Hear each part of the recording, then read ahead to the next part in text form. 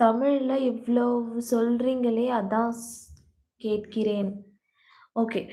ஆக்சுவலா ரியாலிட்டி என்னன்னா, நான் வந்து என்னென்ன லாங்குவேஜ் பேசுவேன் அப்டின்னா, இங்கிலீஷ், ஹிந்தி, தமிழ், தெலுங்கு, மலையாளம், ஸ்பானிஷ் கத்துக்கிட்டு இருக்கேன்.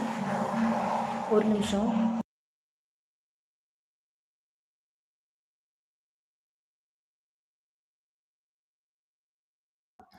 ஓகே. நான் வந்து பார்த்தீங்கன்னா, இங்கிலீஷ், ஹிந்தி, கன்னடா, தமிழ், தெலுங்கு அ இந்த லாங்குவேஜ்லாம் பேசுவேன். அதுக்கப்புறம் இப்ப வந்து ஸ்பானிஷ் கத்துக்கிட்டு இருக்கேன்.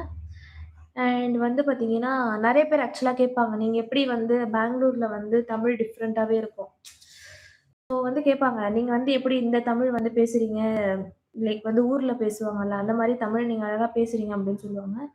ஆக்சுவலா அது அப்பா, அம்மாலாம் பேசி பேசி சாரி அம்மாலாம் பேசி பேசி அந்த மாரியே ஸ்டிக் ஆயிருச்சு. ஸோ எனக்கு வந்து இங்கத்து தமிழ் நான் பேச மாட்டேன்.